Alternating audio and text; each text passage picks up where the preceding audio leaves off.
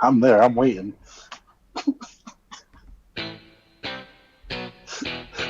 We are waiting in line. Oh, that's probably turn the. Make sure this volume is down. All right. So we had our intro. I'm going to do that again because our intro is not. Ladies and gentlemen, we are live. This is the Jobber Report. This right next to me is Mr. Big D. I am Max Jaw. We are live today with maybe a start of a new show. Look at Big D. He looks beautiful. Oh, Let's get all hi, happy. Hi, everybody. hi, hello. Yeah, we're trying to be super nice considering how our the image for this video looks, um, and we are. Hopefully today is a start of a new segment. Maybe, hopefully, which is wrestler in. Oh man, what did I even name it? I think is wrestler in review. Wrestling In profile. profile, that's right. Wrestling in profile. I can't even remember what I named it. My God, there's a lot going on. Like I'm always scrambling to get this started. But wrestler in profile. Um, I don't know if you like that or not. I have not ran it by Big D at all. I just wrote it in. No, I was like, whoop. it's And I'm sorry. like Like with this like is all a changeable. it's like a whip. WIP That's right. whip. Or it's our Irish whip. Wrestler. That's whip. Why they call it Irish whip? Because probably Irish started it. So Irish people started throwing people into ropes. That's right. The least believable move in sports entertainment. So, It's like if somebody sent you the ropes, you gotta bounce off of them. Like, no, I'm not even coming back. I'm shooting oh, straight to the ring. Um, whip. Wrestling profile evening. So it's wipe. ooh, ooh. We have to bring those toilet paper rolls back. That's right. Ah, We have to bring those toilet paper rolls back. I love that. By the way, I love like reviewing matches in toilet paper rolls. Oh, I like this. I like this idea that we've come up with. Here's the thing, man. Yeah, we'll start the show here, but sometimes I just throw things up, and it was very organic how we're developing this. So there's no ill feelings between us when we do this stuff. So it's really cool. But it's like we just come up with cool ideas, and they just kind of like, all right, let's try this. And if Big D has an idea, we try it. So here we are. We are doing the Fiend justice. No, we're our first Fiend episode. I was really like with my heart issues. I was really wiped, and it was really slow. And I am ready for the podcast today. So, What did you end up? What did you always end up? What did you always call him? the Fiend, Freddy Krueger, Yeah. the friend. No, I think there was something in the Oh my! during that recording that you kept on. There's some word you kept on saying, but it wasn't right. But Oh, I don't know. I don't remember what it was, but I don't it either. doesn't matter. It doesn't But matter. it doesn't matter. Oh man, So I've been seeing a lot of The Rock lately. yeah, you've been watching the. Is he back with Yeah. Rock and Sock where you're at right now? No. He is The Rock now though. He's finally becoming a face. Kind of, sort of. He's with McMahon right now. Oh, Uh, okay. So wait a I minute. just had You're further I just did back. the King. What year you're in now? I'm in the '98. Okay, I got you. I Just got. had the Survivor Series '98 Deadly Games, where it was like a King of the Ring kind of tournament to for the vacant title. It came down to The Rock and Mankind, and The Rock. Rock won? Yeah, The Rock won, thanks to Or McMahon's screwing over everybody, and yeah. yeah, The Rock. The So Rock doesn't need McMahon, but at least Rock can pull off McMahon. Unlike Stone Cold, Stone Cold and McMahon, it just wasn't. Yeah, right, but yeah. even Stone Cold would admit to that. But A month prior, he had fired Austin, and then Austin was back within it was probably like next week or something. I'm not necessarily watching, and maybe I'm not going to. you can't. That's too much going forth. But I was considering like watching the Raws in between the pay-per-views too. I was like, nah, that's too much. You can't. That's yeah. Well, what do you just like? You're gonna stream and watch Raw, and then you're gonna eat, watch Raw, stream, eat, watch Raw, stream. Then you're gonna watch Nitro.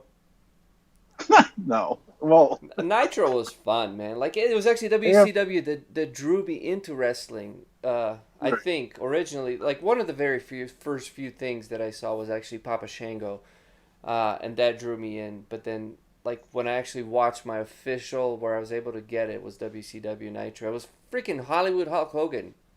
Was Freaking Hollywood Hulk Hogan. he was his entrance. That was the first. Yo, Pages is in the house. Whoop whoop. Ages. We love you, Pages. Pages are our truest, biggest fan. I would like to say so. I just want to let everybody know we are talking about the Fiend today. Even though like we're always talking, so we were talking for an hour, um, uh, about wrestling just an hour ago, and that's why we're a little bit late. But I think here's the thing: the Jobber Report. I've decided, and you tell me what you think, Big D. I think the Jobber Report is always going to be a minute or two late. I think that is just our thing. You know, it's like when the first wrestler of the main event comes out, right? And then he's done with his entrance and everything, and then it's they're waiting on the champ to come out, Where is he? and then Where is you just wait just a little bit, like build it up, and then boom, if you they smell. start doing the 10 count. If we don't come out, they start counting us out, and then we're coming. Here we come. I Yeah, but Just count, guys. nobody can count. Nope. You can't count out until they ring the bell. Right, right. And you can't ring the bell unless you Are in the ring, baby. Woo! We're safe. we're and we'll, It's like, calm down, guys. We like the jobbers controlled everything. Yes, we got it. This is It's the time. Yeah, we know don't what worry, we're guys. doing. We know what we're Our doing. matches. I was just Yeah, I got 3 minutes and 13 seconds of this match. You guys better just take it I'm easy. gonna milk this. Yes, yes. Which I'm milking. I'm milking. leche from La Chintas. Tres leches, honey. That's a bull, honey. Have you ever milked a bull? Yes, you have. Yes, you have. I was gonna say no, but if I have, Not you, but everyone else who's you, except you.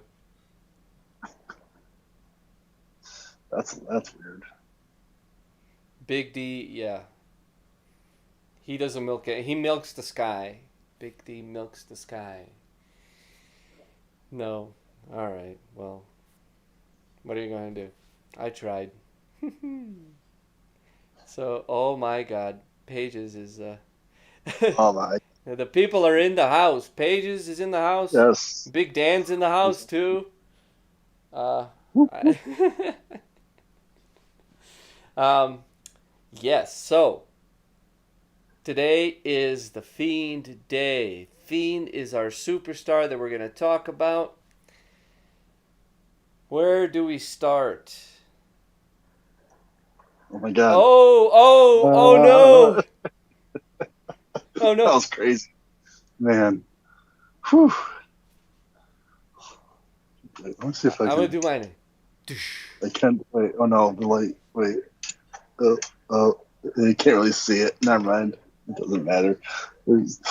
Yeah, it doesn't matter right now. That was great, man. I thought for a second. I gotta get a red light. That's it. I'm getting red lights. Now the Big D's huge fan of the Fiend, so Yes. he will. You can ship him. You can buy him any gifts. He's really big fan. He would love the Fiend Universal Championship. That'd be Like the real replica. Like don't send him the plastic stuff. Um, I'm getting our fans to buy a whole bunch of shit. Um, yes. yeah. We'll make a what is that?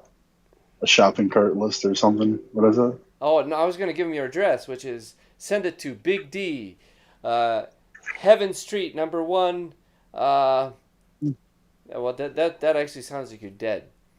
I was going for your height. What are you gonna do? Never mind. That joke is gone now. He lives on Great Street. Yeah, killed it. Keep moving. Keep moving. Keep moving. I, I, I got That's dead nothing, on man. I arrival. got That's nothing. dead on arrival. I, I don't know. His street I, is the I, Great I, One. The Great One Drive. yes, the great The one. Jabroni Just send County it. Whoa, 6969. calm down. The, I'm not a jabroni. he's in a no. You live on Jabroni Street. That means that you beat him up. Everybody else is jabroni that comes to your county. Okay. Maybe not. All right. Just buy, just let me know when you're gonna buy me a Fiend belt, and just message me. That's it. Yeah. Just email me Yeah. I've. at job. Just tweet us or something on JawberReport. Uh, don't forget to hit that subscribe button, smash that like, turn on your notifications, uh, follow us on Twitter, and let me know on Twitter at JawberReport when you're gonna buy me a Fiend. Anything the Fiend, let me know, and that's how we'll get there. uh, But yes, so I, this evening I was on embarrassed. our Sorry. whip, our what was the on a wipe? Are we doing wipe or whip? We're doing wipe. Very important person. We're doing wipe. Wipe. Wrestler Wrestling in profile entertainment evening. entertainment evening. Wrestling profile on evening. Uh, but yes. So Would you like to start us off with the beginning of the Fiend, or wherever you'd like to start off? well everybody's beginning of the Fiend was so Bray Wyatt had been gone for a while. He got sick. He got sick. He was actually in a feud with Finn Balor at the time. They're supposed to have a match. He ends up getting sick, couldn't fight. Um, he was off the air for a long time. And all of a sudden, we start getting these little vignettes, or vignettes, as I like to call Vignette. it. Vignette Vignette. of, yeah, just these little creepy, just creepy stuff. And, there's a chair and there's, this doll, and which ends up being Abigail the Witch that we find out eventually from Firefly Funhouse. Mm. But yeah, so we're like, oh sweet, Bray Wyatt's coming back, and he all of a sudden he has these Firefly Funhouses, and it was just like, at first it's like, what is he doing? What is this? Mr. Rogers like kind of thing, and which I mean, in a sense, yeah, it kind of was of a way of like, it was just like, man, okay, like it was just really weird timing, but we're like so happy because for some reason Bray Wyatt just has this following. Um, he has a huge fan base. Going back from when they appeared and they started, they got called up to the main roster, and that's what I knew about. When I kind of got back into, because again I kind of got out of it a little bit when I had gotten right back into it. The Wyatt family was brand new, and I was like, right off the bat, I'm like, I don't know, I like this. It was just his look, his, he had Luke Harper and Eric Rowan with him back then, and they were feuding with Kane. And then that branched off, and they went on to feud with the Shield, and all those that whole feud was just epic. It was just, but it wasn't. I mean, it wasn't like it has what it's continued to be. And that was just way back when nobody really knew anything of this story in which Bray Wyatt is just completely. He's been going at this story for years and years and years and years, and I want to. I mean, I don't have the numbers in front of me. I should have, but I think it was 2000 and 2012 when they debuted. So you're talking almost 10 years. And that's, I mean, to have a gimmick, and to actually a real gimmick, not just a namesake, not just a name that you're not like, say like John Cena or, I mean, John Cena's had multiple gimmicks. But having the same, like, I couldn't see all of them. Just like, Ladies and gentlemen, I'm ruining this evening with my great jokes. that Sorry. I didn't see that. Just that hit me. That hit me. Can I just? But how about you? Oh yeah, go ahead. I want to say JM, welcome. We see you. JM. JM's in the house. Woohoo! Our other biggest fan. They're all biggest fans. He's been with us, or he's been with us. I'm like, wait a minute, is it a he or she or whatever? He's been with us. I just want to say, you talked about the Bray Wyatt kind of sowing the seeds or planting the seeds. Yeah. Would you sow seeds of something? I guess. But he was planting the seeds of different. So the whole Wyatt family, even Sister Abigail, their compound, and kind of like created that whole lore of Wyatt, and then he comes off as like this Mr. Rogers, like super goody two shoes, and then you're like, what the hell's going on? And then we get to the Fiend, of course, which was just like, Fiend is like the damn Undertaker. Is the way I've been talking about him. Is the way I look at him. I don't really care how they go, where they go with characters too much, I guess. I mean, I do care, but with the Fiend, it's on a different level. Like, he is a character that brought me back to watch this wrestling, which I just stopped watching wrestling because I thought it just wasn't that good. It wasn't entertaining. The storylines weren't there. It felt like it was a product made for advertisers and not the wrestling fans. Either that or I have become old. And just how we were talking before in South Park, if you remember that episode with the farts, where the old people listen to I'm just going to repeat it here, but the old people listen to the music that the young people are loving, that say it's the greatest, and it just sounds like farts and people taking a shit. And so I'm aware that I could be there, so I'm speaking from that point of view, but it just didn't seem that the storylines, none of it was really that entertaining to me, so every time I tune in, there was nothing that held me, so I just kind of just popped right out. And then I saw the Fiend, and I was like, oh my god, like this, like he brought me back. I'm watching Firefly Funhouse. I'm watching all the pay-per-views with the Fiend, with Seth Rollins, and all those the red matches with the red light, the Hell in a Cell, which I thought were fucking fantastic. And considering what's happening with the Fiend now, we're going to talk about this, but I think they should bring the red light back in some magnitude. Right. So the Fiend really brought me back into wrestling. So I felt like this character could have the Undertaker longevity, and the way he wrestles, he doesn't do too many stupid big moves to hurt himself. Although he's been throwing himself, and he's been thrown onto the edge of the fucking announcer table, and we know the American announcer table does not break that one. That's a sturdy son of a bitch. So, especially considering the history, they removed the Spanish announcing table, so they made wrestling harder. Right. Exactly. Exactly.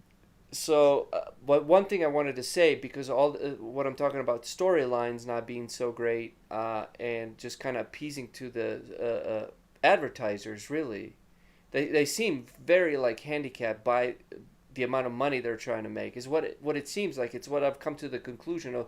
Of course, we have coronavirus. That's not helping anybody.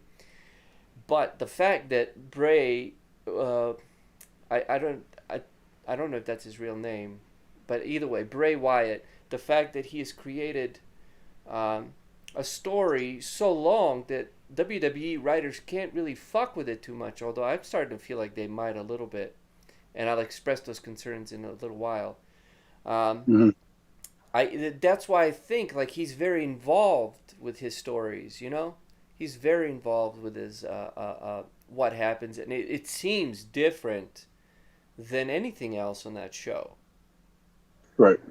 Right. So that's that long roundabout about what you were saying, as far as him just putting those seeds in, planting those seeds, and slowly having them develop and pay off, which is Yeah. a hallmark of long term, just even movie storytelling. Right. Right. And the fact that you don't realize that the seeds have been planted until you start seeing the plant. Yeah. Uh, that's the crazy thing. Like, we end up finding out, through you know just through everything that you know he was giving us hints. He was, and like once he makes you see where and when he planted them. That's the crazy thing. I mean, you're talking about when. His name is Wyndham. Wyndham Rotunda. That is, Oh, is he Mike Rotunda's? That makes he's sense. he's, he's IRS's father He's or IRS's son. son. Son. Yes. Well, let's, let's just, he looks let's just he clarify looks great. it. He does. um, Um, but yeah, so yeah, it, he's yes. and Bo I Dallas is not was is his brother. right I is yes apologize. yes. I It's apologize his to brother. Bray. What's his Um, name again? Wyndham. Wyndham. Wy- I Yes, apologize to Wyndham. taken from Barry Windham and the legendary Windham wrestling family. They named his son Wyndham. Oh, cool. Um, but yeah, so it's like, I mean, you even look back at it, like at his father, and I mean he was good performer on the mic, in the ring, kind of guy too. So um, the apple don't fruit doesn't fall far from the tree.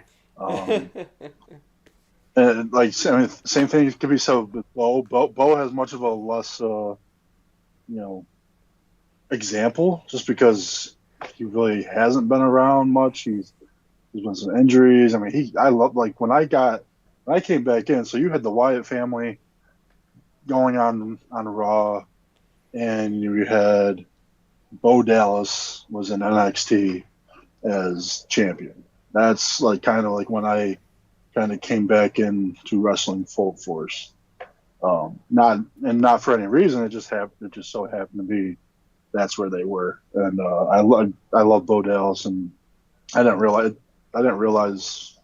I mean, it probably didn't take me too long to learn that they were brothers. But either way, yeah. And they also have a sister, who has been training for a while to potentially join the business, which that could lead to something down the road, which I think it really That should. could be the real Sister Abigail. She Right, comes right. back from the swamp and kicks Alexa Bliss's ass, which I don't want to happen necessarily, but we're gonna get into that. We're gonna get into what's happening with Alexa Bliss right now and Bray Wyatt. Yeah. So this whole okay. So you know this whole Fiend thing starts happening where Bray Wyatt is in the Firefly Funhouse, and you got these episodes, and then all of a sudden he looks into that camera, and all of a sudden his face just slowly changes, and you're like, whoa. And then all of a sudden it flashes this picture of this being, which ends up turning out to be uh, who we find out is the Fiend. And now this is last year. I mean, this was 2018. I want to say like March, April, around that. It was after WrestleMania of last year. So we're going on about a year and a half now of having the Fiend and this Bray Wyatt as it is now. But he had planted the seed of the Man in the Woods. He was referred to as back in 2014 on this segment that WWE did during the holiday seasons. It was like the ghost stories or whatever stories Yeah. from the talent. And this is Bray Wyatt's segment. He's talking about the Man in the Woods and this whole. Once you go back and listen to it, you can find that on anywhere on YouTube. Just Google "Man in the Woods," I believe, Bray Wyatt. You'll find this interview, and it's eerily just creepy. It's just like, man, this guy's telling us everything that's happening right now, who this person is. Like he told us the whole backstory of who the Fiend is 4 years prior to it even being, televised or even known from us. And yeah, it was just you don't to have someone have a different, like, whether it's a personality or what, just two different personas. That is just fresh in itself. No one else was doing it. You're going back to, like, it was still a different Bray than what he was before. Like, so, like, then it starts questioning what happened. What kind of Bray is this? Is he is this all fake? Is he just crazy? Is he on a mental institute? Is he, there's got to be something, like, just what's going on, and that's where everybody's just creating their own questions, which just fuels the fire for the Fiend of, again, his longevity and his interest of the fans and the rest, just what's going to happen next. And he returns and he starts targeting Finn Balor, and it's like, oh, that's right, because 2 years ago you guys were supposed to have a match and it never happened. So it's like the continuation of that. And then you got, you start seeing, now he's with Seth Rollins. He's taken out legendary guys, Mick Foley, Jerry Lawler, who else? Didn't he take out Kane? Kane, and it was just like, and then all of a sudden, now he's using a mandible claw as a finisher, and you're like, yo, that's awesome. Like, Mick Foley, baby. yeah. So whatever. So yeah, all this stuff is just that we're learning about this guy, and it just keeps you you're probably looking forward to something. At that time, it was on Monday Night Raw. You're looking forward. You're like, when's the next Firefly Funhouse? When are the lights gonna start shutting down? And So I got a text, and I'm using my phone as my camera, so I'm out. I got a text, and he screwed everything up. I still haven't solved that.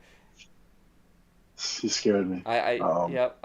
My camera's out. I shouldn't have responded to a text. It's all good. People texting me about the show right now. So Yes, there. I probably shouldn't be giving out my personal phone number, but yeah. Anyway, please continue, and I apologize. I'll be back shortly, but I'm here.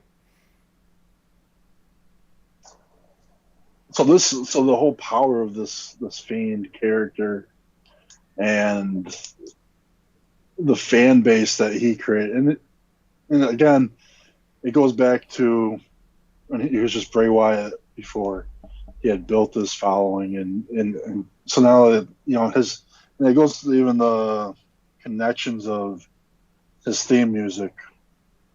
Bray Wyatt, Code Orange did his entrance theme for himself for Bray Wyatt.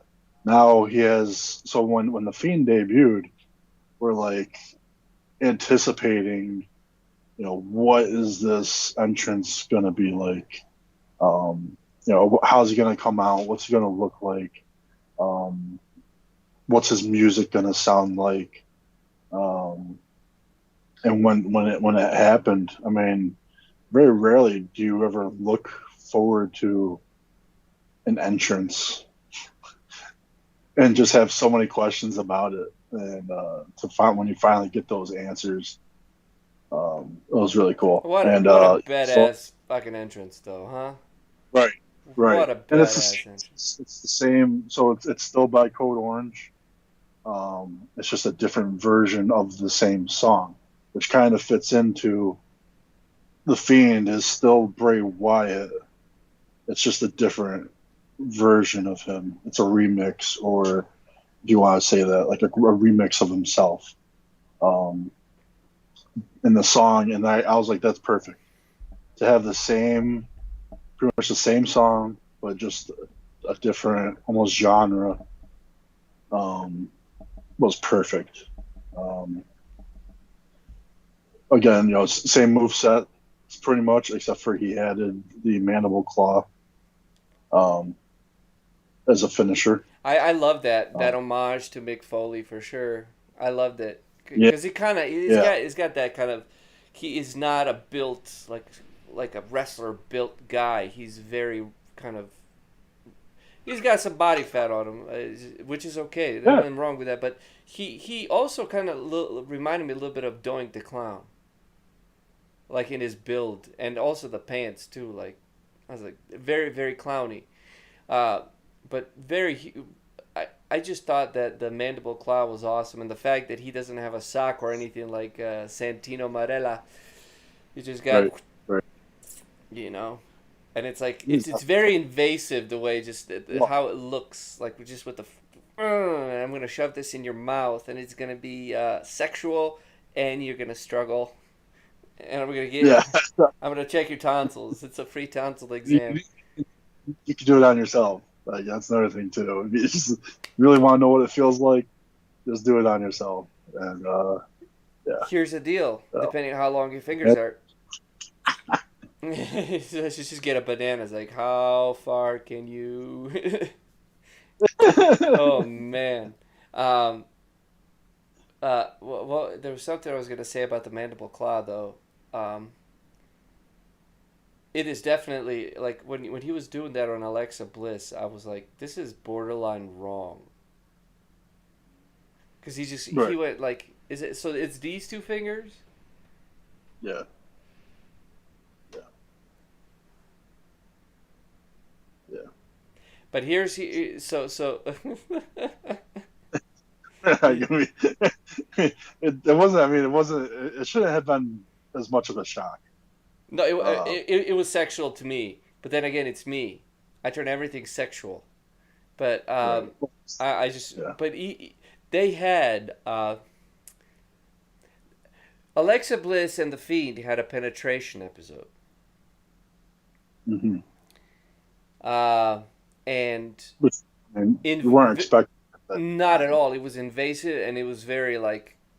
I'm glad that they could show this because in a sense, like if you want to talk about equality, in a sense, uh, just because she's a woman, she wasn't spared of any moves. Nothing that he wouldn't have done to any man. You know. Right. The Fiend, he in those boxes are like male, female, sex. He just says yes, please. That's what he checks off. Maybe that's says a lot about the Fiend character himself. I mean, if I mean it doesn't, but in a sense. maybe it doesn't matter if you're male or female. The Fiend still exists. Yeah, that's right. And he is the. I, I and I think that that's where we're going in that direction, kind of right now.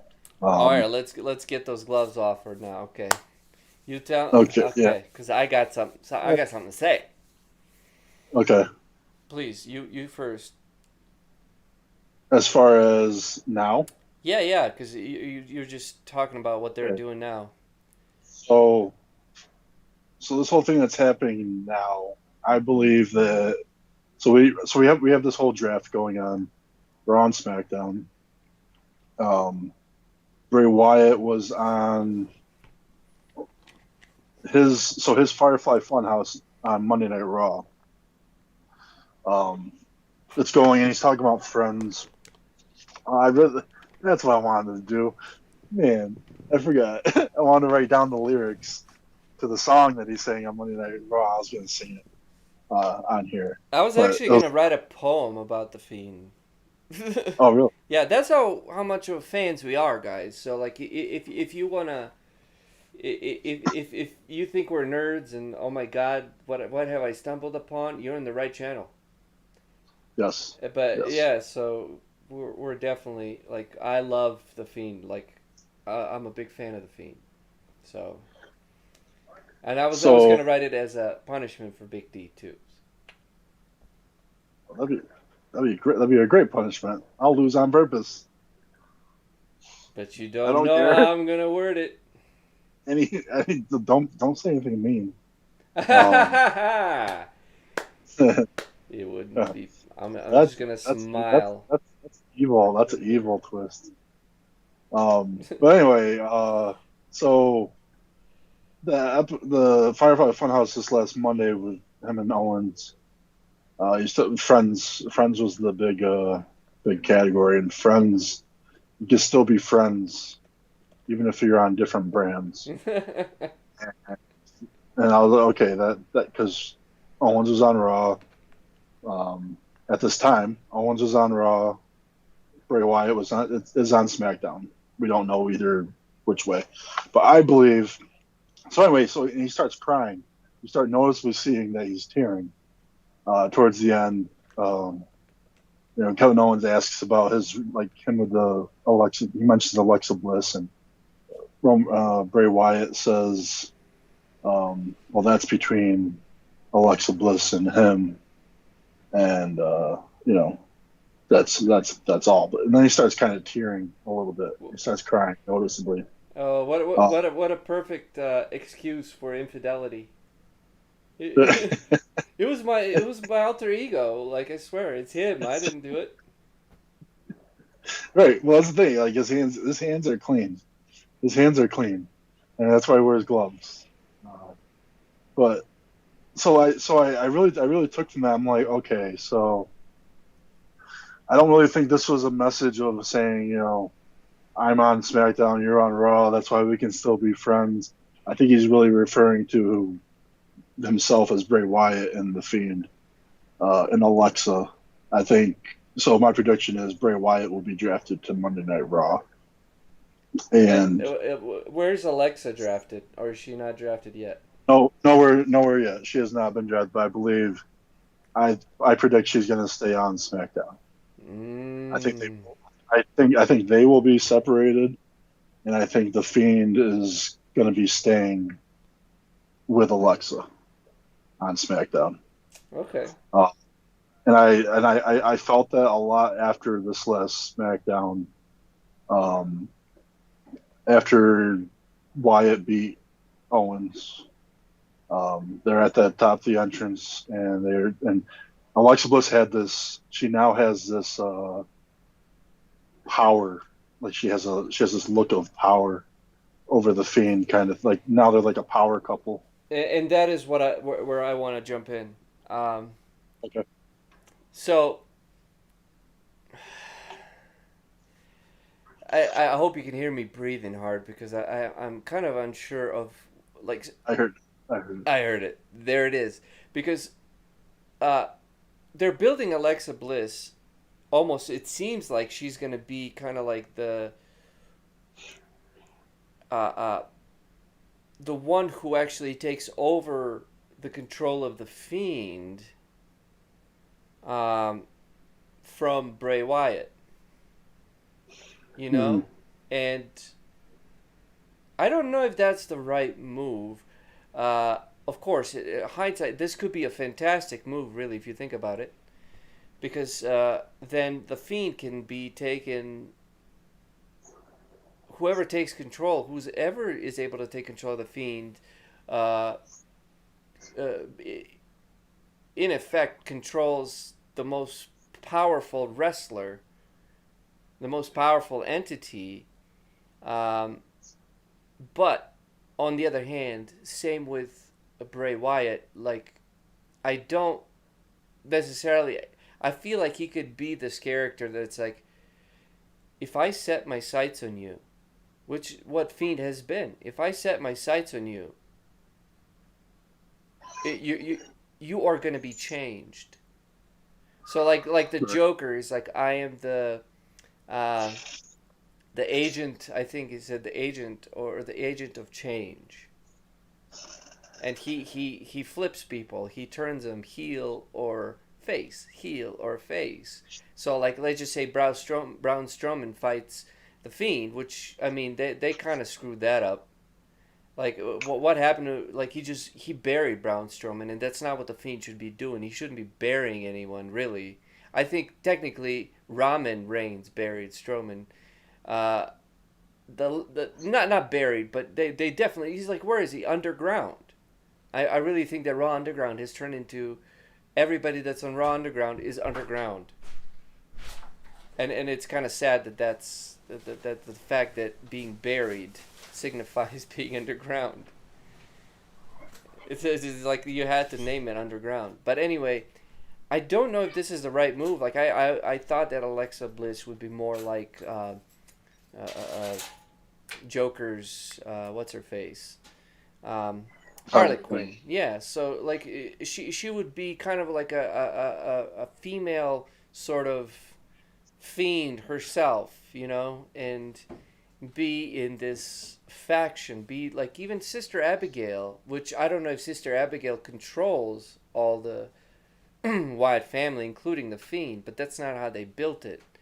Um, Mhm. I'm worried. I've been texting Big D, and he can attest to this. I've been texting Big D for months now, just telling him about the Fiend and tell him about I'm worried about the Fiend. I'm worried they're gonna fuck up the Fiend. And just because I see the stories that they write, and I'm always worried. You know, I'm always worried that they're just gonna like, and they're gonna take that power away, like that mystique of he is. You can't defeat the Fiend, and he shouldn't be defeated. And I think that's a great character to have. Because if the Fiend loses, he may lose once or twice, which actually creates this mystique. It's actually, if you never lose, Mhm. then you are actually not nearly as grand as you are if you have one loss or two losses, because those two losses are going to be great. And why? I mean, you understand what I'm saying. Those two losses are going to have a lot of meaning and a lot of weight. So, Mhm. like the Undertaker's loss at WrestleMania to Brock Lesnar, that was a Yeah. shock. But that, I guarantee you, was like one of the things we're going to be talking about for a very long time. That was like, Oh, totally. wow. And the Fiend can do that. The Fiend can do that. And this is just this example of being undefeated, like Goldberg style or Undertaker style or Fiend style. You have to have at least one wrestler like that on a roster, I feel. But why we're named the Jobber Report? Uh, why is the Jobber or the enhancement talent, which shirt's coming? We got a shirt coming, everybody. Enhancement talent shirt from the Jobber Report, baby. Yeah, I was able to plug. Um, look for it under our videos, but it's coming soon, and it's good shirt. It's funny. It says something about you, that you're a jobber and you're great. But this is why jobbers are great, is because jobbers get to lose to these wrestlers, which then they build up. It's like they don't lose all the time.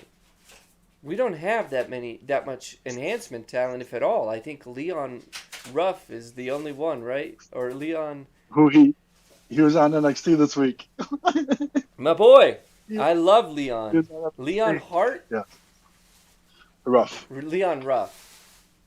Leon Ruff. I'm thinking it's Yes. like Lionheart, but uh, that's what the whole point behind Jobbers or the enhancement talent is to build up these stars so when you do defeat them, it has weight. It actually builds you up, and if you lose to them, it doesn't destroy you as much.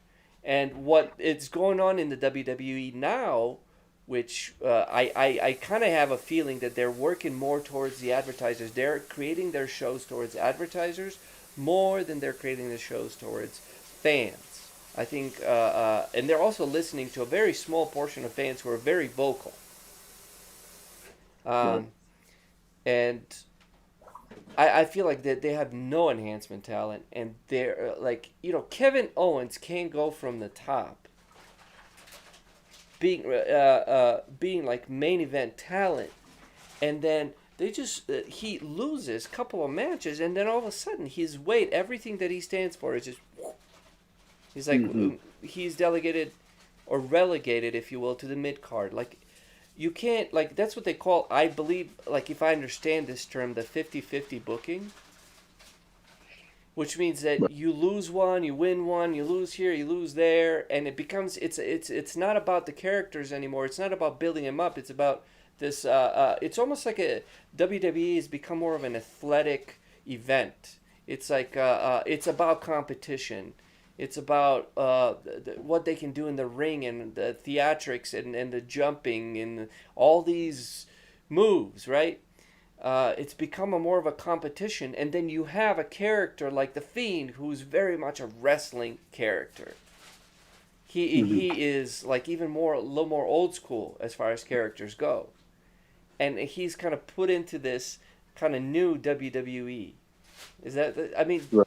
do you Right. agree Oh with no, me? completely. Because I mean, just like a gimmick alone like that, it stands. And that's why I mean it stands out. Like it's so noticeable. It's he doesn't look like the normal wrestler of today, where you look at him and you already know that there's a story. Yeah. Like there's a story about. I mean, even Bray Wyatt, even just him with his sweater on, and like just his character and his like charismatic, character there. You already know that there's a story. Thank you, Now you now Pages. you look at guys, I mean, Pages agrees. just anybody, like anybody. You go with the champions, Drew McIntyre. Just from looking at him, you don't know anything about. You can't tell that he's interesting. He works Like out. right, well, yeah, you just like nothing. Like just from a visual aspect, you're like, whoa, like what is that? Like whether it's negative or positive, at least there's a reaction. Oh, that guy is ugly. Like I hear someone the other day, I'm watching I'm watching SmackDown and all I hear is, oh, he's ugly. And I'm like, well, yeah, because he's a fiend. He's like the devil. He's meant to be. And next thing you know, like they couldn't look away, Yeah, and yeah. they keep watching. Um, and I think that goes back with the whole, back in the day, like even before Attitude Era. I mean, even during Attitude Era, I guess really there's if you had those actual gimmicks, um, where it was just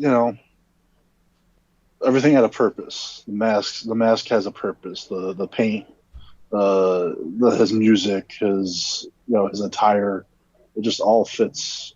Um, and now, I mean, now it's just the normal is just generic. It's like you go to like on a video game, you go to create a character, Yeah. and they have your 10 already set up generic. There's generic 1, generic 2, generic 3, generic 4. Like that's what you see, and then you have to take the actual time to go through and create. And Create. they're either wearing trunks and that's it, or they're wearing tights with belts. With belts, yes. Because what do you Yes. hide in a? Why do you need a belt to hold your tights up unless they fall down? Well, you would wear a belt so you can hide blades, so you can cut yourself, so you can bleed. You would use it for something structural or something that pertains to your costume. Hulk Hogan had a belt on his tights, but he also carried blades. Like you could see Hulk after blading himself, he put the blade in his belt. Like that was the there's of course whatever, like wear whatever the fuck you want. I just remember that we've noticed a lot of trunks, and it's like a lot Right. of the same characters, different sizes. It's but I so as far as like I have to talk about so I was listening to Eric Bischoff on a podcast, and he had a very interesting thing where he was talking about during the Attitude Era when they were wrestling with Nitro and all that before it went to shit. The wrestlers had points, and this is Stone Cold has said the same thing. Wrestlers had points that they had to talk about, right? It's like we have this beginning, middle, and end of where you need to go. The rest of it was filled by the wrestler, and they would even talk to each other and be like, uh, uh, "Can I go here? Can I use this personal thing that we know about? Can I use that in a promo with you?" And sometimes they wouldn't even ask for permissions, but they would always shoot for those really genuine connections or disconnections or heat between wrestlers in real life. That's why you never knew, because you knew what, like, some of the stories, behind the scenes stories, which we know everything about these wrestlers now, and I don't think they rarely use those, like like just for instance with Roman Reigns and leukemia. They've used that. They used that like once or twice, and the problem is that could have made him into such a face, but Hmm. they still kept shoving him, which also made him a heel. But what Eric Bischoff was talking about was that when he went back to WWE, how they're doing business now is not only is it scripted, so their wrestlers' whole promos are scripted, and they Hmm. have to go to rehearsals, and they have to deliver those promos to whoever wrote it, whoever's producing that specific segment, and they're very particular on even tonality, how you enunciate, how you say a word, how you deliver a word. And I'm sitting here and I'm thinking WWE has taken this completely away from the wrestler. And then you have, I mean, that's what it seems like, because you can tell that they're like, they most of the wrestlers are not actors. They can't deliver this. Some can, okay? Some can deliver it. But the Fiend comes in and he is completely like, it seems like a lot of this is Bray Wyatt or Wyndham. A lot of this is Bray Wyatt. A lot of this is the Fiend. And it's Hmm. standing out because it is sincere, it is unique, it is different. Right. Right. And so my fear has always stood that eventually they're going to want a full control. They're going to want to take over control. And the fact that he's an employee there, the fact that he can't take the Fiend with him, I'm afraid that they're going to just start shitting on the Fiend as well, because quite frankly, personally, I think there's a lot of shitting going on in characters who are great as far as promos, as far as just sincerity. Right. Right. And so not everything, and I tend to make it worse than it is, but seeing the Fiend and seeing how other storylines are written, it's like I don't want that to go away for him. Right. Well, I mean, you have the constant fear that we all have had throughout this whole entire time as well. So then it's nothing new to me to for me to hear somebody. It's for to hear, oh man, they're gonna screw this up. I'm afraid, like, because the one thing about that with the Fiend this whole time, it was like, this is way too good to be true. Like, and it was just like like when he lost the Hell in a Cell to Seth Rollins, um, due to referee, whatever they called it, Yeah, that wasn't a uh, loss. That was a beat re- down, and he still couldn't beat him. referee decision. Yeah. Right, and it was like it was yeah, so it was referee decision, so it didn't count as a loss. Referee called it, Yeah. which okay, well, I mean, whatever. But the fact that again, you know, he's being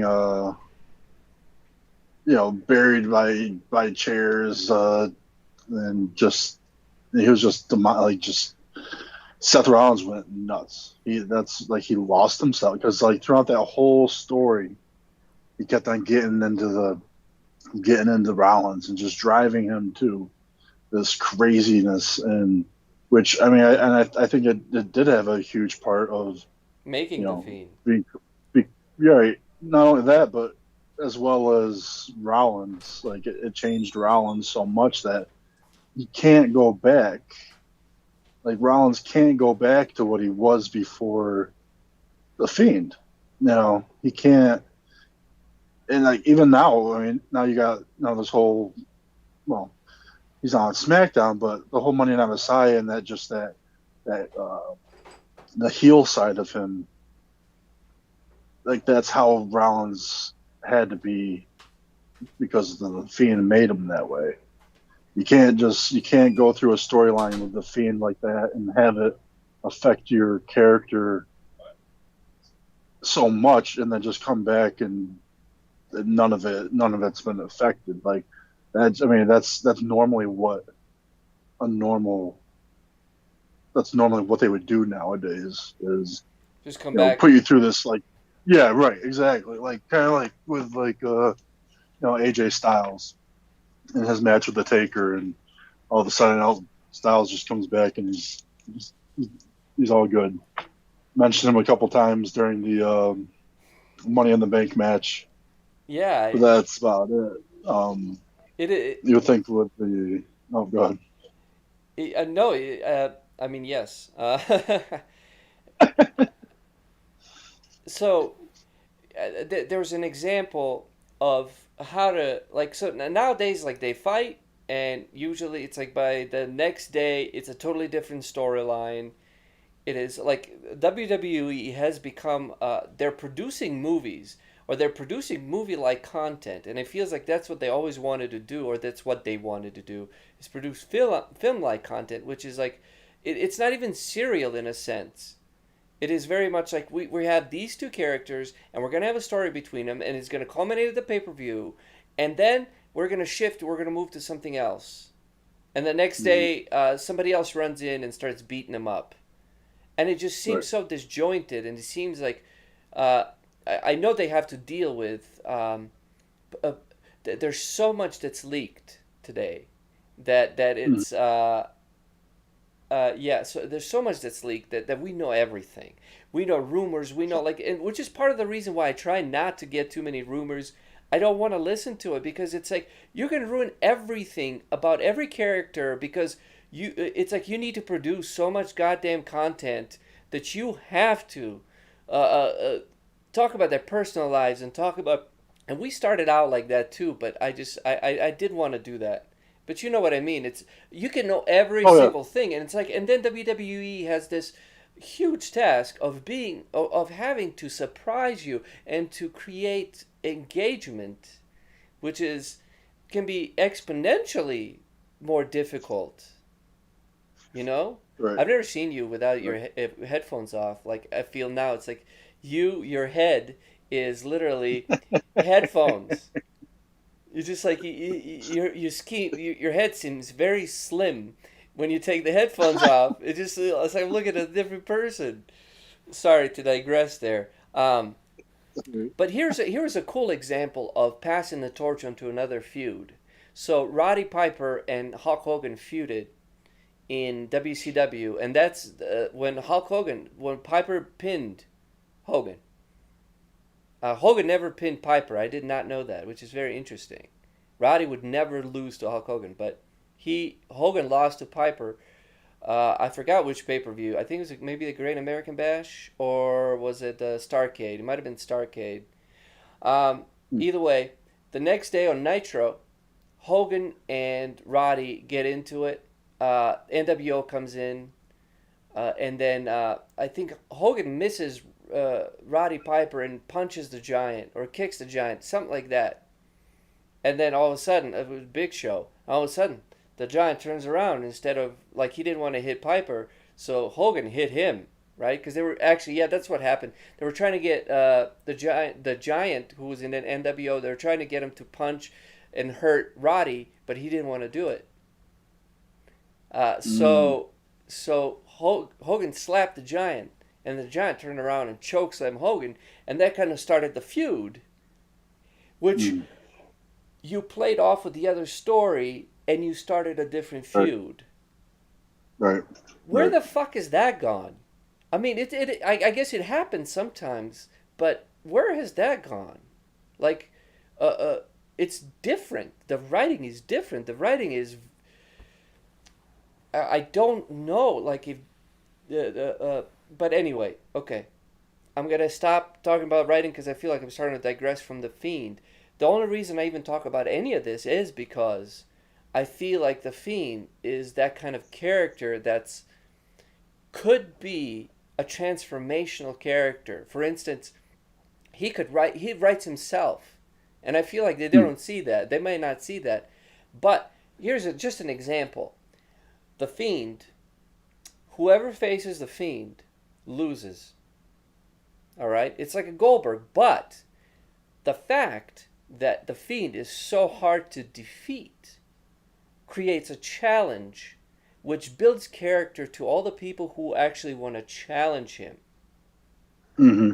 Because that all of a sudden creates this like, all right, dude, I'm going to beat you. Nobody else has beat you. You're a challenge. So you have this kind of an open challenge in a sense. But then you also have The Fiend, which is like a horror movie. Like he's like that dog shit you stepped on that you don't know. Like you think just people are like smelling or you put it on someone else. But meanwhile, the whole time you're walking around with dog shit on your foot. Like he gets stuck on you like fly on shit. But it's horror. Like he is going to change you and he's going to derange you and he's going to get into you mentally and he's going to work you, which how it started with Seth Rollins and how it ended with Seth Rollins. Mm-hmm. And you also have an opportunity to actually have a character go through this arc with the Fiend. And then you have this agent of change who can change the character. So let's just say the WWE says, okay, we want to get Seth Rollins to go heel, or we want Seth Rollins to go face. And it's like, well, guess what, baby? We can do this whole arc. We can do this whole arc with the Fiend. We can have this whole program with the Fiend. Headline, 1 or 2 pay-per-views, maybe more. Just to change Seth Rollins and to shift him. Like, what a cool character to have, to shift you, to change you into a heel or a face, or vice versa, right. Or to, like, and if it doesn't work, give it a couple of weeks, shuttle it off, and you still have the option of restarting. Mm-hmm. You still have the option of clean slates, which is what it seems to be done a lot. It's just like a clean slate, after like almost every pay-per-view.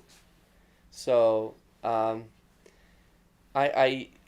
feel like the writers are trying to get their hands right now, and I'm not sure if that's true, but it's starting to feel like they're trying to get their hands onto writing more and more for Bray Wyatt. And the reason I say that, and the reason I worry, is because I've been watching, especially, so SummerSlam, I can tell you that he really wasn't into it.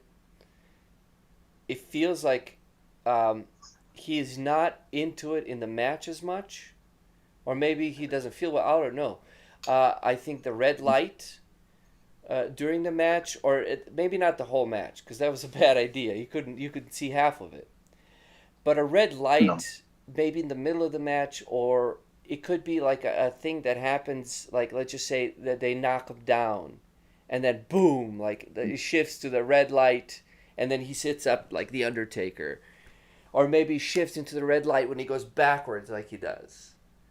You know, just for a second, just enough to kind of cement that into to your mind that this is like it's a little bit of a superhuman thing, you know, or paranormal thing, or something evil, like the Undertaker Mhm. raising the lights, you know, Right, right. As you, yeah, yeah. I was just gonna mention that. that kind of impact. But I've been watching even with KO, and it just like it seems flat. Like it seems like they're for some reason, and this could be because I have this filter of perception on that they're gonna ruin the Fiend, but it seems like the Fiend is becoming less of a kind of a unique character and more like a well, we're just gonna put him here, and we're gonna put him here, and we're gonna put him here, and Well, that may be because perhaps it's that separation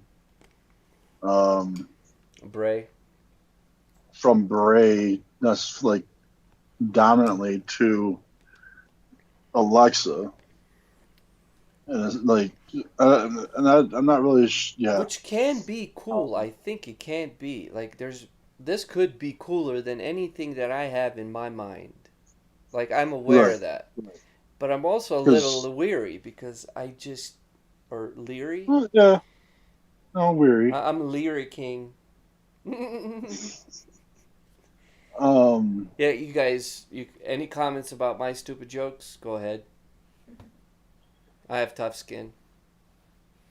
um, Sorry, man. that's a I did not mean to ruin your train of thought. Ah, okay. Well, KO I was trying to, Alexa. I was trying to get your joke, but I didn't. I was like, Like Larry um, King, Leary King. so it's like, yeah, Yeah, bad joke. Keep moving. it's like I just feel for some reason I just feel like it would just be so great to have Bray Wyatt, have him on Raw. You got an extra hour that you can work with to feel like how it was on Raw before. Of Firefly Funhouse. You could have two Firefly Funhouses. You could have just one. I'm happy with just one every week. The more Bray Wyatt, more Funhouses, the better. I mean, that character is definitely like And I now you like also the have the Mister Rogers Bray. oh, I do too. And there's just so many there's just so many little things of it's that's another thing too with the writing thing. Like, are there less fun houses because they're trying to take more control of it. I don't know. Because even the fun houses have kind of been different, but I guess it really depends on who he's feuding with. Like you need that yin and yang to work well, no matter what. Because you can write all you want, but if it just doesn't, if the other half of it can't keep him, going up to that next level. What he's doing with Kevin Owens right now, I'm not sure where that's going. Um, it just seems like the Fiend and Alexa have more whatever towards Kevin Owens, not necessarily Bray Wyatt and Kevin Owens. Um, yeah, so I'm not really too sure where that's going. I do like I like the Alexa Bliss having that like kind of what seems to be like a control. Like she's gained that. She went from like losing it to she her brain got her her brain did get washed. Um, which I love was great. Where Kevin Owens is like, oh, he brainwashed you, and she's like, yes, he did wash my brain. My brain is clean, and she's like owning it. And now it's like super confident, Yeah, and um, I think with that power, now she's taking that step as a singles, in her character, um, almost like rising above everyone else. And now she's like getting to that point where everyone's below me or everything's beneath me. Um, Kind of point of view. Yeah. Like so we've touched on the whole Alexa Bliss thing as far as how I felt that she should be used, which was like the Harlequin. Um, Hmm. and so just hear out like this is kind of like my idea that I've had as far as Alexa Bliss goes. Um, I never thought of her controlling the Fiend. Hmm. Okay, I never thought of her controlling, if anything, being controlled by the Fiend or being changed by the Fiend. Like he doesn't always have to beat you physically to change you. Which, I don't know. which is the good thing about the whole Alexa Bliss thing. It's very mental, but it's turning into like Alexa Bliss playing the Fiend, doesn't it? It kind of was until these last two, until that segment with KO as her guest on SmackDown, and then again at the top of the entranceway this last week. Um, Yeah. What was that? Like I wanted to play the Titanic that love song. My heart will go on. My heart will go on and on. Yeah, but Hold on. oh, I gotta. I am standing on the edge of the Titanic, Big D. I'm ready. me too. I'm ready. My hand, my hands are on the screen. Oh, no. Oh my god! No. I thought that was. I'm like, oh my god! Like, are they gonna? I mean, are they gonna fuck? Well, right. But they finally showed the camera angle from behind, and they're looking at Kevin Owens, and I mean, is this gonna be is this gonna be the change? Is this gonna be the uh, hmm,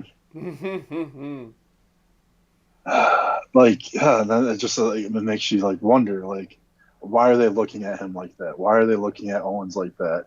Is Owens really gonna be No, a close friend? don't. No, no.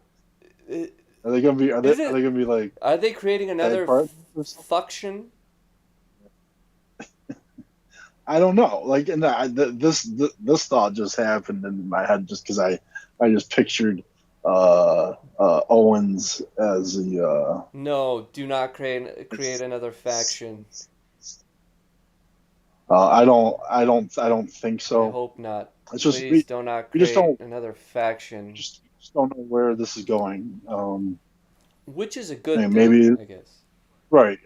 Maybe this whole thing with Owens is just a tool to use uh, to establish what Alexa is.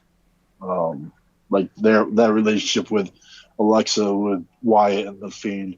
Maybe Owens is just a casualty um, in all of this, but I mean he's on TV, so that's good for.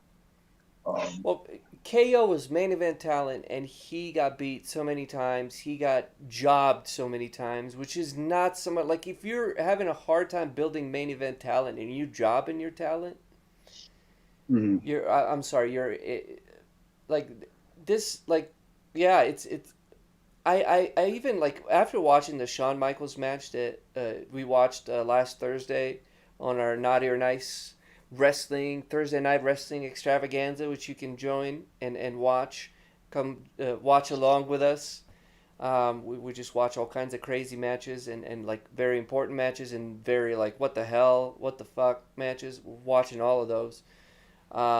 We pick one and we try to give you some sort of a view on wrestling that you may have not had. But anyway, I was after watching the Shawn Michaels Hulk Hogan match, I realized that it's not even about the match. Like the match, at the end of the day, like you don't have to have any big moves, you don't have to have any big spots, you don't have to do anything crazy if the story you're telling is engaging. Right. And Right. so, um, with the Fiend, I feel like the writers are wanting to get involved because all of a sudden we have Alexa Bliss who seems like she is in control, or she may be the one controlling the Fiend, and Bray Wyatt is losing control of the Fiend. All those can be fine. Like, I'm okay with Alexa Bliss controlling the Fiend. I guess the problem lies in the fact that then the Fiend, will he have the same weight? Will he have the same stature? Because right now, the Fiend, he's teetering, or teetering? He's teetering. That's what happens when you're foreign, man. English is my second language, believe it or not.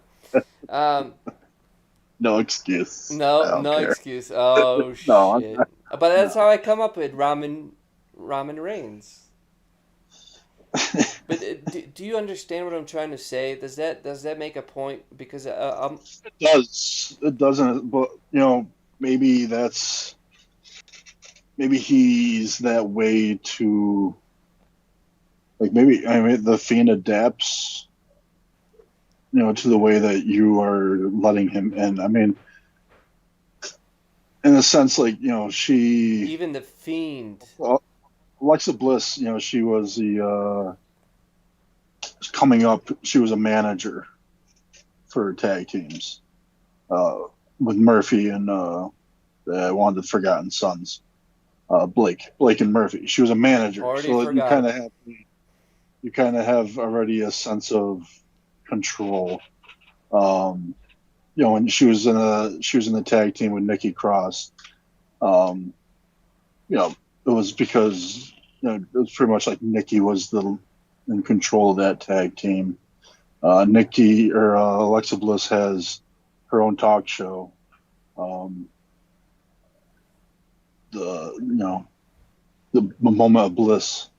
So like there's that like control as far as being a host of your own show.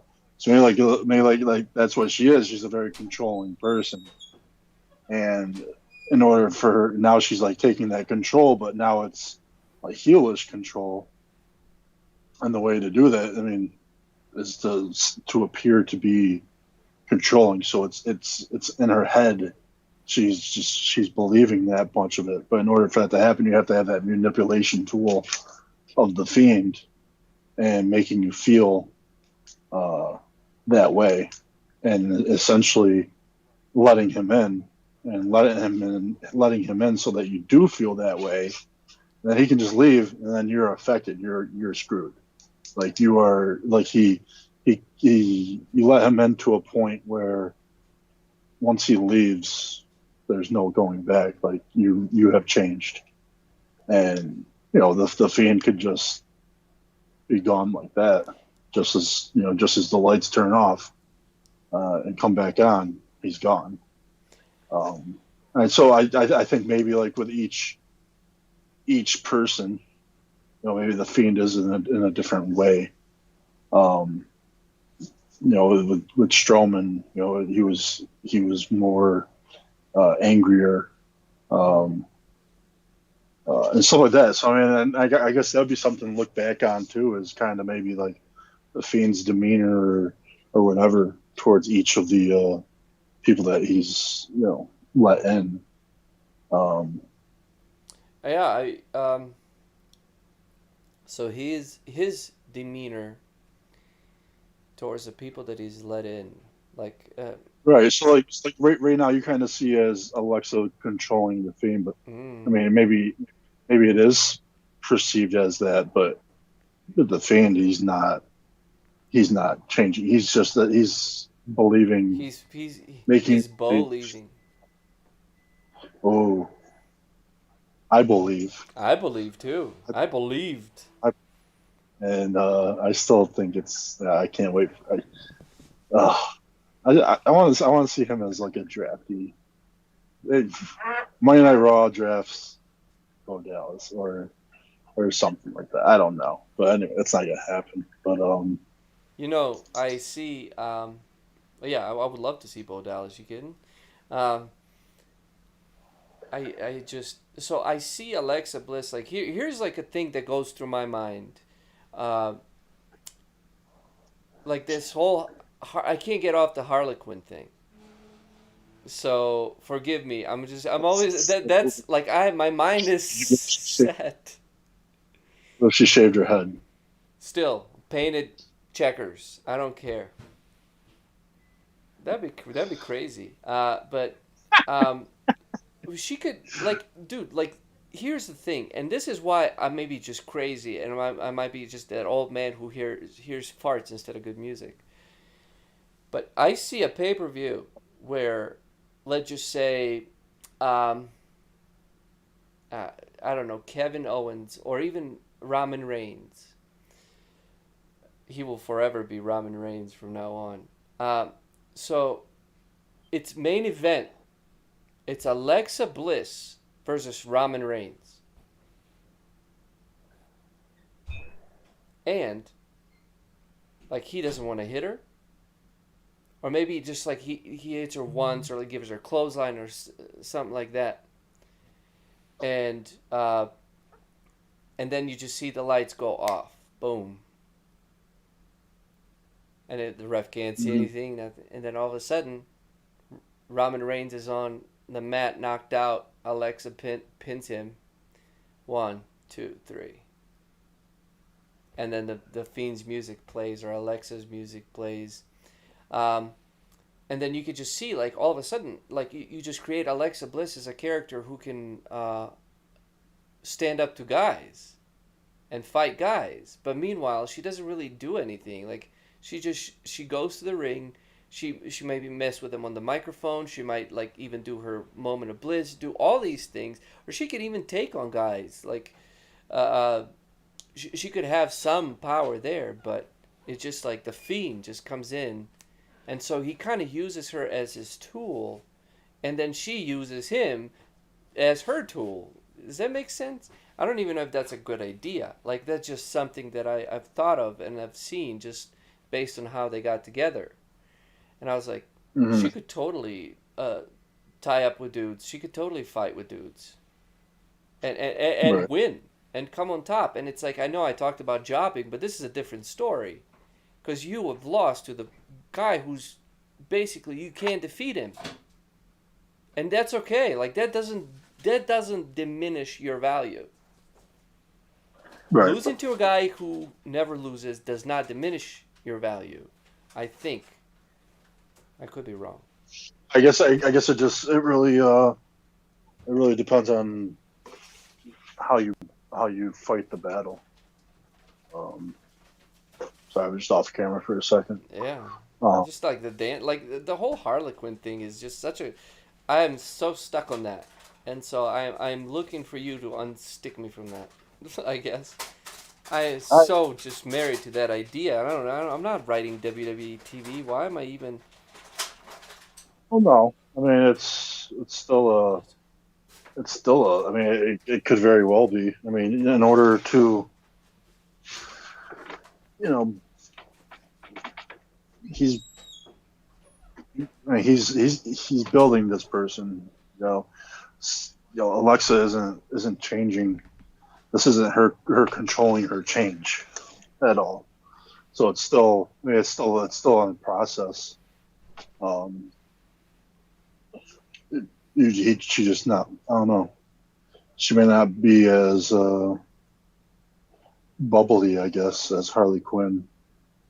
Um, she might use a kendo stick instead of a baseball bat, but Or that um, that mallet that the right. Well, yeah. I would love for someone to use that I would love for and like actually Alexa to be use. successful. Well, it would be like they would have to put a watermelon on the ring and then just like turn the lights off and like explode the watermelon. You could never see that. But I was just Right. yeah, I was gonna say it'd be the first time that Alexa Bliss uses the Fiend's mallet. somebody, yeah, it has to be used as some. That was a sexual Um, reference. so I'm reading this. Not funny. It's okay. I've been striking out on jokes today. Woohoo! I mean, you got two strikes. You got room for Oh, I one got room more. for one more strike. All right. The Yeah, Fiend this and Robin this. Reigns walk into a bar. Ouch. There we go. You're out. Ouch. Um, This is what I do when I tell a bad joke. I just kind of slide off screen. Sorry about that, uh, man. Sorry. so, I mean, yeah, it's just I don't know. And like you said, like we're in just weird times of you know what's gonna happen. Um, I mean, I guess we'll find out more this Monday uh, with the draft. Um, I just don't see. I mean, the way that I guess I mean that's kind of a good way to tie in this with the Wyatt or whatever. But the people that SmackDown got, um, I just don't want to. I don't want to see. Oh yeah, let's Uh, pull up the draft. well, I mean, not even that. Just Seth Rollins coming to SmackDown now. That was one Um, of the biggest things with Seth Rollins, really. yeah, but like just having him on the same show again with the Fiend or with Bray Wyatt at least, or even the Fiend. I mean, that'd be kind of weird. Because I mean, we know that there's a past there. Um, would that be brought up eventually? Of maybe the Fiend and Bliss are going after Rollins and Becky. Um, I mean, that's that could be a list match right there. Um, if you're building it that way, or even the which we're not going to get, but the perhaps a chance where Zelina Vega officially joins with Aleister Black and you get like this couple power fight or something like that. But I guess yeah, I don't know. I just I don't know about that, man. A couple fight with the Fiend. well, I mean, no, well, I'm just saying like you have this past with Rollins and the Fiend. Like there's no. So then that's then I'm now thinking this like this is all on the fly right now as far as what I'm saying, but now it's almost like maybe it's not maybe they don't separate themselves because the Fiend and Rollins, I mean that's just over a year ago. I feel like they can't really cross paths without talking about or without what happened the past coming up. Um, uh, Yeah, well, apparently Bo Dallas, just real quick, has not competed since October 31st, 2019. But yep, he's still on the roster. I thought he right. wasn't. He was no yeah he is he was with the B team. Um, and Sorry about yeah, that. his partner got released, but yes, he is still signed. Which has always been a huge um, like there's a reason that he's still around. But yeah, he hasn't wrestled in forever. So when he comes back, like it's gonna be a pop, no matter no matter how he comes back. But I would really love him to come back with his brother. Um, But it's like Bo Dallas is his henchman, is the Fiend's henchman. Like I don't know. Here's the thing. I don't think the Fiend needs a faction. I really don't think that's a good idea. I'm not even sure if he needs a partner. I don't think he needs a partner. yeah, no, And no, and no. Uh, yeah, I just just I feel like the Fiend can be a powerhouse, and he's a draw. He's definitely a draw for WWE, and um, I don't know, man. I cannot get this negativity out of my mind. mm, This is gonna turn into a counseling session very quickly. It's just and that's like there's probably tons of uh Ah. there's probably tons of videos of people doing this, and then they just it turns into a counseling session because there's so many questions. There are. There's so many questions. There's so many theories. There's so many things that we want to happen, but then when we step back and realize, and we're just like, Yeah. wait, no, that can't work because of this Yeah. or that. And it's not even rumors or anything like that. It's just what's already been told and been like, with Seth Rollins coming to SmackDown, like he has this past with the Fiend. So how can you not, if Seth Rollins shows on SmackDown and then the Fiend is on SmackDown, how can you not think, well, these two are gonna have to, something's gonna happen between these two again? Like there's just that, I don't know. Um, and then I look on Raw and like nobody over there except for the Miz has had any interaction so far with Bray Wyatt and the Fiend. Um, so maybe they all end up leaving and going. I don't know. So it's really this draft is really going to say a lot.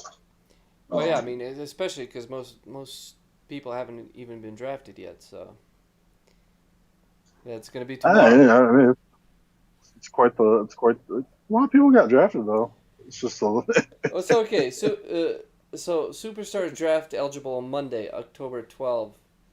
Sami Zayn, Andrade, Bailey, Alexa Bliss, teams, factions. Cesaro, Street Profits. They're eligible for a draft tomorrow. yeah, yeah, So yeah, that we don't really know a lot until we know the draft. So right, it's gonna be right. I just yeah, just something about that Firefly Funhouse that really at Raw. He pulled the that Bailey and Sasha. with him. What do you do? Oh, because he caught the cross brand. Yeah, that's okay now. That's okay. Well, that's no, they're allowed to. They're allowed to.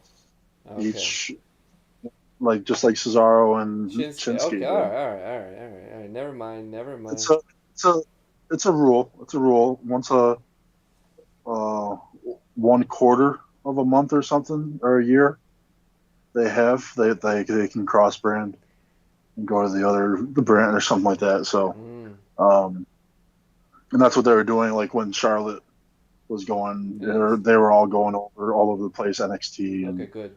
yeah. Especially well, and then the tag titles. That's well, at least with the women's, because there's only one women's tag team title, Yeah. which I really feel like the men need that. Um, yeah, but I mean, as far as it goes with the Fiend, there's just always so many. We just always leave. We're always ending with more questions than we started, because it just you can't help but not theorize That is true. uh, and wonder and hope, and and that's what the Fiend does to everybody. He changes our minds, he changes our thoughts, he changes our hope, our confidence. He just affects everything. Like you're letting him in, and Oh God. Yeah. He's balls deep. now you have all this. You have doubt and sadness, and yeah. So Yep. there's just so much to this character, and there's no one else like that. Period. No. Um, so I mean, yeah. So I mean, the more Bray Wyatt, the more Fiend, the better. Um, and that's how I feel about at least with Wyatt going to Raw. there's an opportunity to have more Bray Well, Wyatt. that'd be interesting if Bray goes to Raw and Alexa goes to SmackDown. That would be. But see, like, here's the thing: if so this rule is like once every quarter. Is that what you're saying? Or it's like one quarter Oh, but in a year or something like that. Let me see if if I can get the exact um, rules. um, I mean, either way, it would be interesting to see Alexa Bliss. Like, she could totally just have the Fiend. He could still help her win. He could still do crazy things. Even though he's not on Raw, they just turn the light off and lay down. Right. uh, he Um, doesn't need to be there for that. I think that this could potentially really make Alexa Bliss into a kind of like the most top uh, over female wrestler ever. true. I mean, that might be a Yeah, huge possibly. statement, but that could potentially really make her into a A-lister. Like she already is, but I mean like the like rare air type of like you could you could pit her against um, other dudes, and Well, I don't know if she wants to. yeah, I don't know if she wants to take that kind of punishment. I don't see it going that far. I don't know. Yeah. Probably not, man. I just like not all my ideas are great. Actually, all of them are bad. Doesn't. Yeah. Well, no, but it's just that wouldn't. I don't see that going over well of the viewers of. Yeah. Do you think people will be upset that she's fighting dudes? No, no, no. Not I that mean, I many. guess it would depend. I don't know. I mean, I guess no one really said anything when he gave her the mandible claw or when Beth Phoenix got RKO'd and like this, so like the physical attacks on from men to women. Yeah, that's Um, that's the only I mean, only place where you can where there's that kind of equality or whatever you want to call it. Like everyone's treated literally equally. Um, it's yeah. I don't think it's like, see like it's like you can't there's a rule and law not you can't hit women, but in wrestling that's happening. and it has for a long time. Yeah, it's gotten a lot better, but it used to get a lot worse. It used to be a lot worse. But Yeah, I would going through teams that and stuff like that. I would But just like to say that that's like WWE gave. If you want to talk equal opportunity, WWE gave everybody a moment. Like mhm, going like what people might not understand is that going through a table by the Dudleys is a rite of passage, man. It's a if you're in wrestling, I don't care whether you're male, female, or however you identify yourself, man. That's at the end of the day, that's like, yes, please. This is not right. violence towards anybody. This is like, yeah, I would like to be put through a table, you know. And I like the Yes. fact that WWE. I know they're paying attention to all of that, but I like the fact that they have still been able to be like, okay, well, this is a show. These are physical people. They're trained to do this. Fuck you. We're gonna do it. And I like that he gave Mandible Claw to Alexa Bliss. Oh yeah. Hell yeah. Um, Anybody that he puts the mandible claw on, that person has changed. yeah. So he did it to Kevin Owens, but then he was okay,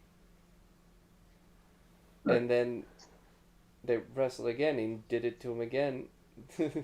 So it's like Right. he didn't take the Right. first time. And so everybody like, and I can just so you got Kevin Owens, Alexa, Finn Balor changed, Seth Yeah. Rollins changed. Daniel Bryan changed. changed. Braun Strowman changed. John Cena appears to be seen, remains to be seen, but Well, changed. yes. Well, look what he did to John Cena. He like knocked him out for since WrestleMania. We haven't seen John Cena. That is the way to do it. But then you have Braun Strowman Exactly. who just shows up. I am more evil. It's like, really? That's the best you fucking had? That's the best you had writing wise? I'm evil? I mean, this was at the height of Corona too, so like I always have to preface whatever I say with that. Dave Wyatt can't be everyone else's. He's got to do his own homework. Like everyone else, from this point on, now it's your turn to either accept Gone. this change Gone, gone, or gone. not. Don't then go to Raw Underground. That's right, And because you're buried.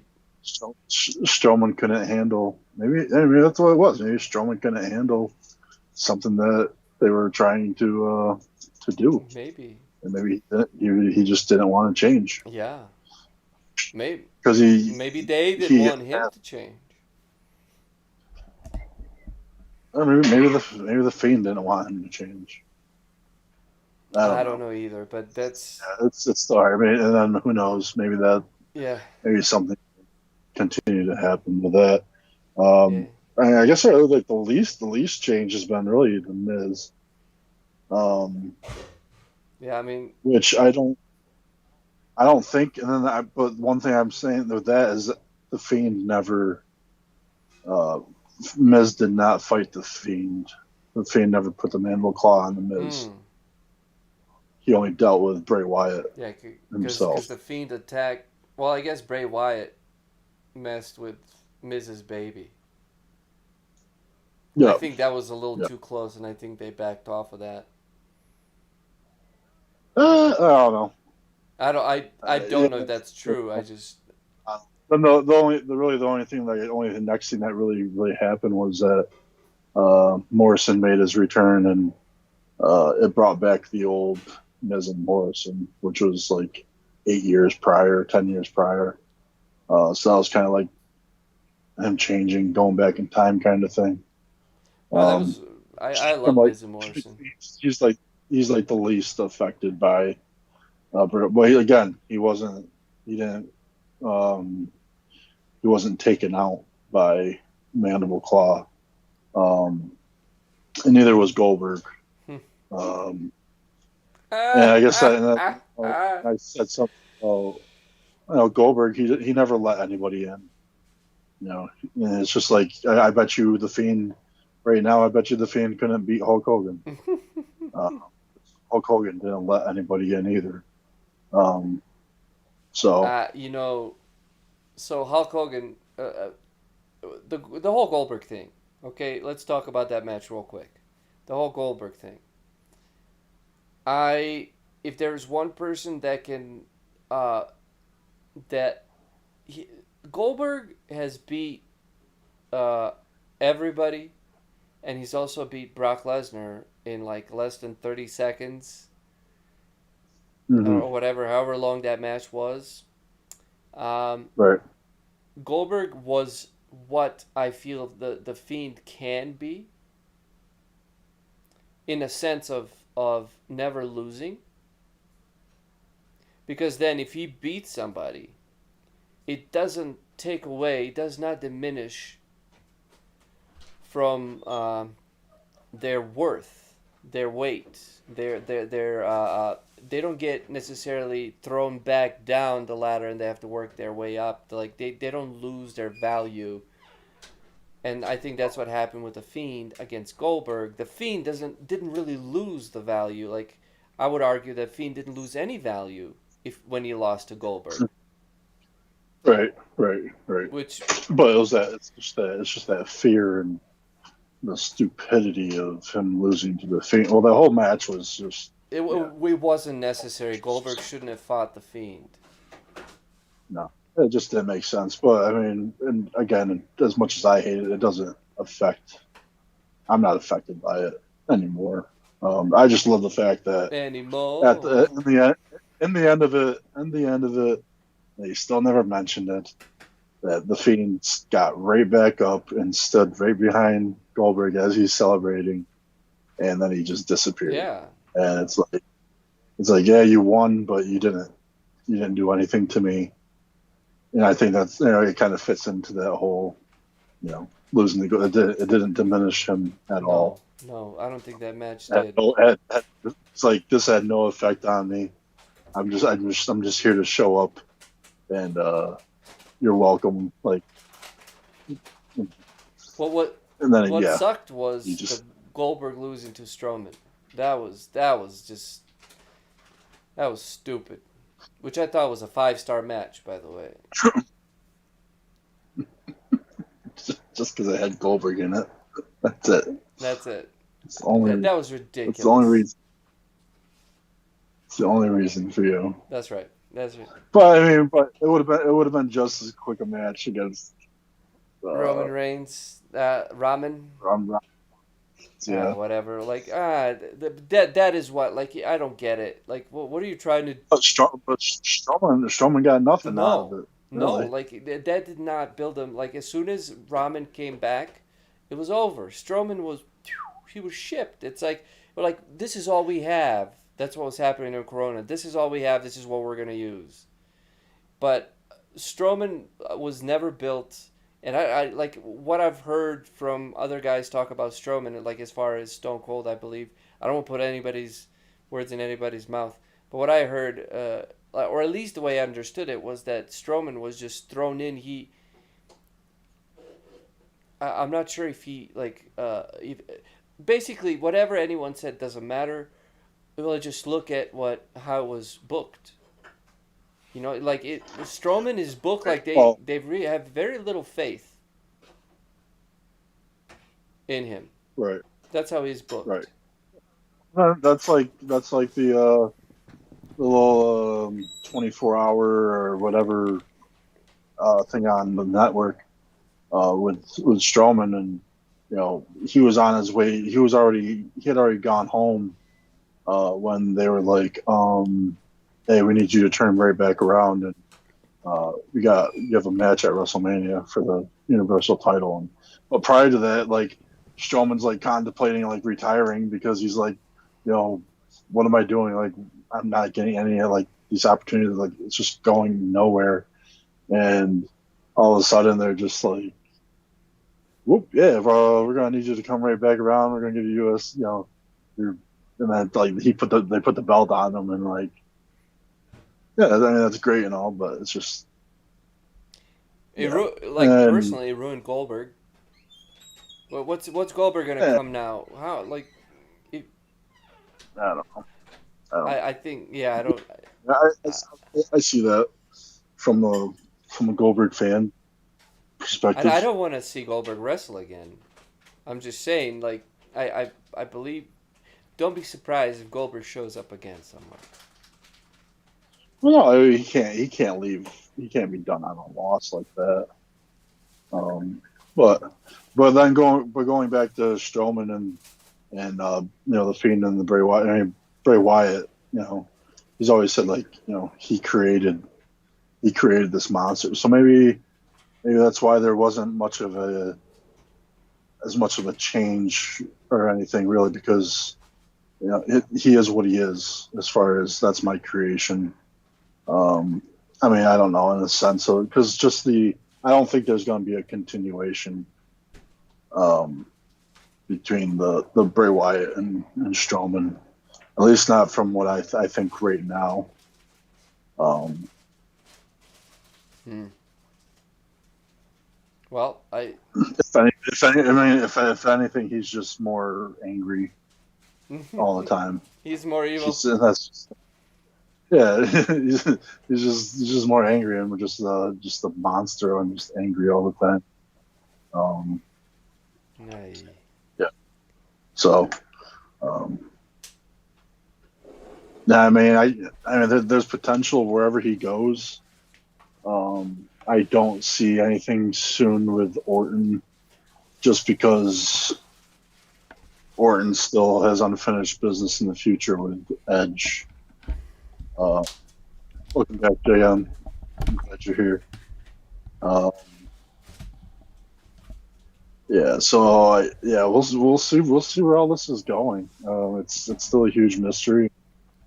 Um, Hey, what what hey, I ho, ho. what I what I learned over a year ago was um, just don't yeah, you don't make it's Don't get too married to anything. I guess so, yeah, yeah. As far as when it comes to the Fiend, don't think you know the answers. Don't think you got it all figured out, and then but once you do, and it doesn't go that way, you're going to be disappointed. But you're still going to be watching him no matter what. It's just a lot less stressful to just let it happen. Just let him in. Just let him in. That's it. That's all you have to do. You don't have to do anything else. He can control. He has everything. He controls it. He's got the whole world in his hands, and you just gotta let him in. I think we could end it on that, huh? Yeah. So I mean, yeah, that's gonna make it drop the bar soap kind of thing. Uh, Just let him in. but yes, You just say it so yeah. much better, though. There's no. You can again. You can theorize all you want, and can you can look at all the Easter eggs that he plants and pretty much everything, because that just gives us the fuel. What's that gonna do? He's just making us watch and focus on him Absolutely. over and over and over and over. So he has our The attention. Fiend is definitely over, man, and he is. I feel like the Fiend has brought like older wrestling fans, like even like 10, 15 year ago wrestling fans. He's brought him back into the fold. If anything, just to talk about him or just to watch his segments. So the Fiend is, by far the shiz, even more than the Miz. Yeah, And so that's true. here we are talking about him. We devoted a whole segment, the whole show to him. Um, and He's everywhere. He's I think everywhere. you say it the best, Big D. Just let him in and smile and just that's all you gotta Let do. him in, balls deep. Let him in. Let him in. Let him in. And then we all win. So there you go. Damn, I don't want to ruin that. I And you just let him in. And yeah. So don't yeah. Yeah. I got nothing. There's let just him in. just let him in, everybody. But yes, this is the we can probably go on and on and on. It's just it's just gonna lead us right back to the now. Yep. And yeah, we're not going anywhere. Um, but he just took up the whole screen.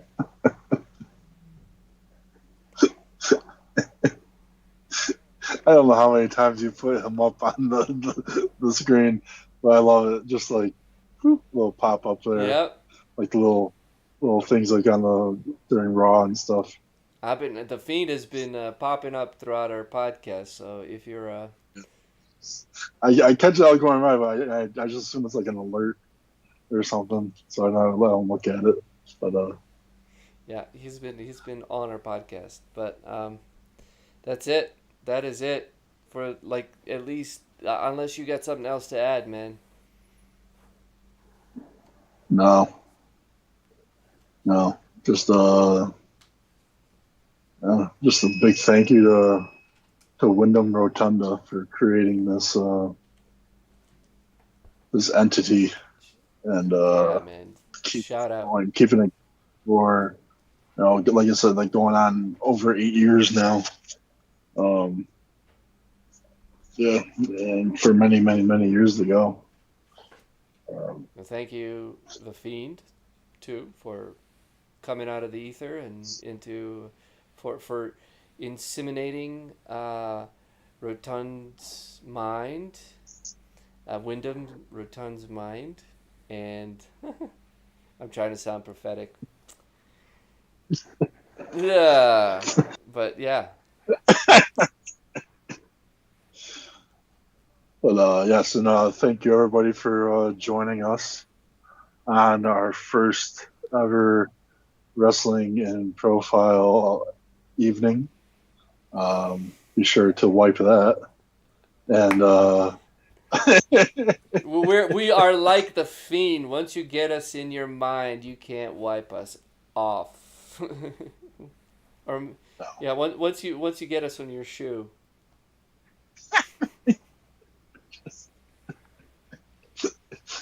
now you just smell the Jobber Report If you all the time. smell, what is that? There we Oh my go. god! You need like a spray, body spray of Job Report. It smells like Rudy Poo candy ass. Sweet. Yeah. Like a Sour Patch Kid. Sweet. Just sour. Angry and just sour and sweet. Like, Dude, oh, candy. Oh, that's yes. it's you and me, Big D. I'm sour. You're so sweet. Oh, This show is quickly diving off the cliff, and it dove off at the beginning when I tried to do jokes. Big D's the only one with the parachute saving it. We glided down.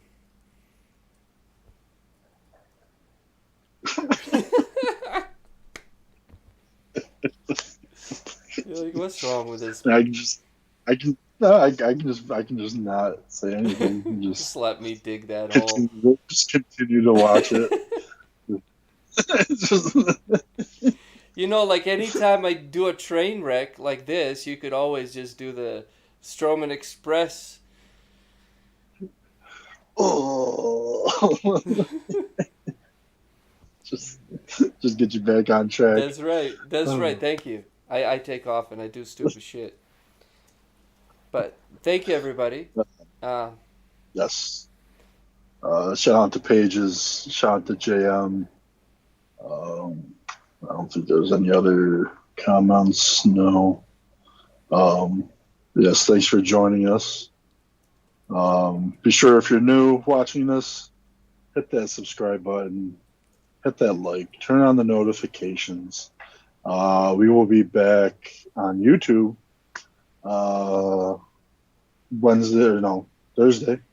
Thursday evening, 4 p.m. Pacific. Oh, wait, what I have in store for you for Thursday. Oh, smokes. Oh, I have no idea. Oh, it's going to be good. I have no idea. I do have an idea of where I want to go with that. I just have to figure out exactly where I'm going. But yes, we will be back here on Thursdays for our Naughty or Nice watch-alongs. We will also be JawberReport will be live Tuesday night on Bigo Live app. We can leave a mention in the description of where that will be. That's good. That's a whole. We are taking a whole new level of JawberReport to a whole new world, and hopefully bringing the worlds will collide. There we go. Yeah, so more information about that coming to you guys, and check it in the description. By the time you watch this, the description will have Bigo. It's an online streaming platform. Yeah, and we had a lot of fans who really kind of wanted to get involved there, so we're actually going to be streaming there too. And I will not be there this Tuesday. So, but we got Mike coming around just wealth of knowledge. This guy, I didn't talk to him too much, but however much I talked to him, it was just a wealth of knowledge. Just boom, boom, boom, boom, boom. Cool guy. So then I'll be there on starting next week. So don't you guys forget me, because I'm not over Yes, yet. But when I'm over, you'll know. yeah, because I'll just hover over the camera like this. Anyway, yes, Oh, yes. is that when I do it? I love jobbing. This is awesome. But yes, again, so yes, we'll see you back on YouTube Live Thursday, and yeah, make sure you follow us on Twitter at JawberReport. We have our We got a lives lot. there. We got a lot of things coming for you guys. So definitely be on the lookout, Yeah. and hopefully everybody has a. Oh, go ahead. No, I was gonna say we have. So if you want to put anything in the comments here or wherever you're watching this video, we will check it out. And if you have any suggestions, have any shout outs, you want to put uh, uh, any of your thoughts into the Fiend or whatever wrestlers we're gonna feature, write them down and then we'll talk about them. If you have any questions, we'll talk about them. So write them down in the comment section. Thank you. I just want to say thank you to JM and Pages, and all the other people that were in the chat.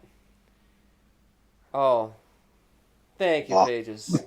jeez. Pages, she's been loyally with us, and we love you. We love you, Yes. Pages, for sure. And yeah, and this Thursday, dude, this Thursday is gonna be, yeah, wrestling. Yeah, man. The shit we're coming up with, good matches, bad matches. Oh man, it's been so good. Big D took us down memory lane last Thursday. I loved it. Old school Yeah. WCW, Cactus Jack. We had Razor Ramon. We had Sting. We had Abdullah the Butcher. We had the Steiner brothers. I mean, it was Your just, brothers. oh, it was, I mean, just star after star before they were like, Razor Ramon was a diamond stud at the time, man. Like, that was just so cool to see. It's very ironic. I think it was yesterday or no, it was today. I just saw a meme that involved Razor Ramon and Diamond Stud. Oh, I I'm gotta see like, this. You gotta share this. I've never even seen Diamond Stud until rewatching this thing, and now I'm seeing a meme pop up about him. Like that was just weird. I think what we should do on Instagram, dude. Like, we should just, instead of posting a whole bunch of stuff, like, let's just repost or Instagram funny memes from people. Like, yeah, I could do with that. yeah, I mean, because there's just the wrestling fans are so fun, man. There's so many Yeah. funny memes. Like, We got to help put them over. yeah, that's right. We gotta enhance this That's talent. right. We are the enhancement talent of the. We enhance every other podcast. Yes, we'll enhance the talented. That's right. Uh, We are the yes. jobbers. We clean that tank in the bottom. Woo. Yes. I don't know what that was. That was But that cleaning fish that goes. It's in the bottom of the oh, tank that nobody buys for looks. They buy them for a purpose. I believe it's called a Toho. I think a version of it is like a Toho. I used to own one, so You had a yeah. Toho? Was she like a Toho? Not everyone. Was this Toho like this big? Okay, he did make you laugh. All right. Uh, I think there's gonna be a all right. podcast where he's just constantly doing that to me. We're gonna need a we're gonna need a we're gonna need a GIF of me doing that, and just or even maybe just a sound bar that we can just pop into the Yes. pop onto YouTube. Well, stay on the line. There's a post show. We just talk ideas and crazy stuff. I'm just gonna take us out right now. So thank you, everybody. Thank you.